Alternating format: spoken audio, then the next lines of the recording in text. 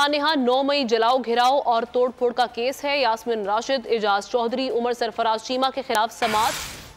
यास्मिन राशिद की तोड़फोड़ केस में 31 जुलाई तक तौसी कर दी गई है। उमर सरफराज, एजाज चौधरी के जुडिशल रिमांड में 3 अगस्त तक तौसी कर दी गई है। खदीजा शाह के जुडिशल रिमांड में भी 3 अगस्त तक तौसी कर दी गई। पुलिस की चालान की तैयारी के लिए मोहलत की इस्तदा।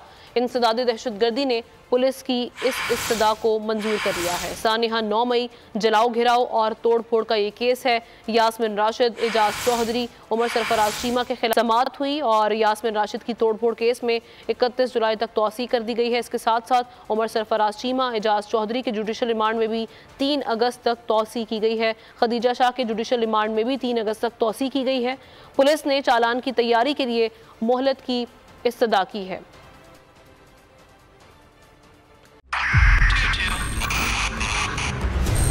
मोबाइल लोन एप्लीकेशन से कर्ज लेना आवाम के लिए अजाब बन गया। सूद की ज्यादती और धमकियां, शहरी ने अपनी जान ले ली। बोल ने दिया अपने आवाम का साथ, उठाई इस स्कैम के खिलाफ आवाज। जो है लोन देने के हवाले से फ्रॉड बन रही हैं और लोगों की जिंदगियों से और इनकी इज्जतों से भी खेल रही हैं। तो मैं ये समझता हूँ यहाँ पे 2-3 बड़ी अहम चीज है। ये है कि ऐसी एप्स जो कि एक्सेस प्रोवाइड कर देती हैं टू दी कॉन्टैक्ट्स और उसके अलावा टू द गैलरी।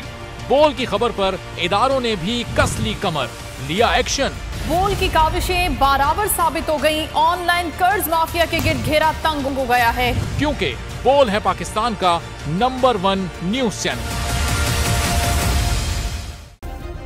सब्सक्राइब करें और बेल दबाएं ताकि कोई खबर रह न जाए।